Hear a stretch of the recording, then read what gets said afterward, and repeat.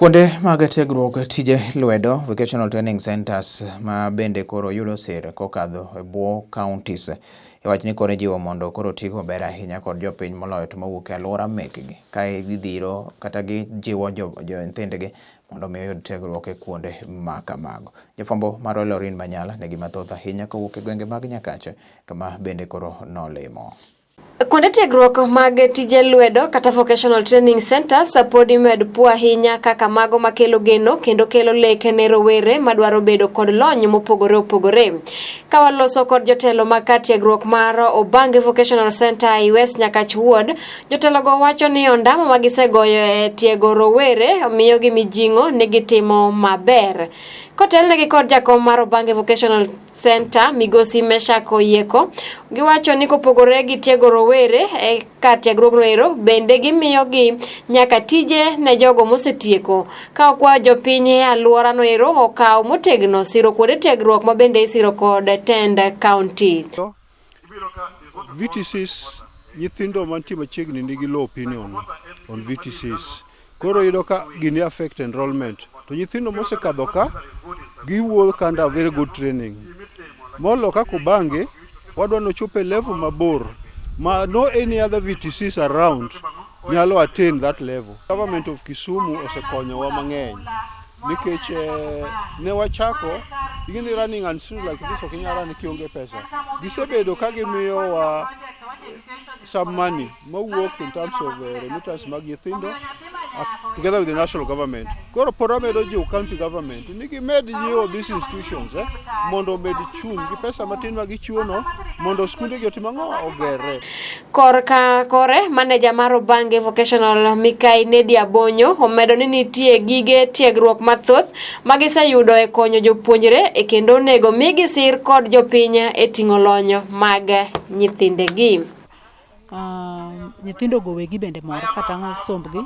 Koro wakwayo nyithindo ma pod obede e gwenge kata e gweng' mana ma wantiere ni mondo giwuog oko gibi gisom nikech onge tich misomo mar lweti iluongo ni hands on skills en gima ibiro chamo nyaka chieng' itho kata itimi ywari aywa. Nyiri matindo moyudo nyithindo e premature age koro skundi go onego bed ni rumo nikech giyudo nyathi gibiro gi nyathi e skul. Nitiere ng'ama rito nyithinde e skul gin gi klas gi nyathi biro to donjo klase mama bende donjo klase.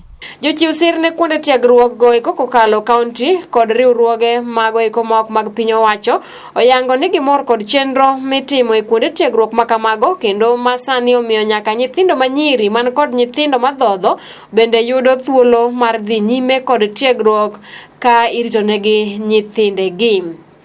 Wamor gi chenro matimore e Obange Vocational Training Center nikech mana kaka osewachnu mbele kanyo Obange nigi programs machalo kaka baby daycare centers mamiyo nyithindwa manyiri madibeni e yo achiel kata moro no ochwanyore kapok otieko skul nyalo yudo thuolo mar biro ka kendo gisomo to nyithindgi nitie ng'ama ng'iyo ka gisomo mondo gimbe giyud kaka ginyalo konyore e yo mambele. Responsible people in the community. As we continue supporting these girls, we have had other interventions that we have been able to support. We have had feeding programs for the VTIs because we felt it was a challenge. We have had capacity building for the board members so that they are able to mobilize resources. The girls that are coming to school with their children, then they have a childminder who supports them as they go for classes. So they don't have to worry about what is happening to my child because they know very well there's somebody to support them. KMCA ma West Nyakach Migosi Jojo Gutu bende osingo dhi nyime gi chiwo sir ne kar tiegruok ma Obange e manyo lo ma inyal med yaro godo kar tiegruok noero mondo mi oting jopuonjre mathoth. If the mirror can be turned and the Obange of 2017 and the one which is now right now is compared, then you will see a big difference. When I came in, I said my pet project will be polytechnics or TVETs. But I wanted to improve this so that it can be a level where you can call it a TVET. And I'm happy and I can report back. Now Obange is a TVET. Today, we are proud because we have around 106 students. I wanted to at least allocate some fund mondo minyiew golo for expansion. Adier kineno ka the institution is now full and we don't have a space for other room to be built. I think the only reasonable thing is to at least buy land. We don't have county government instructors. The only person who is employed in this institution is the center manager.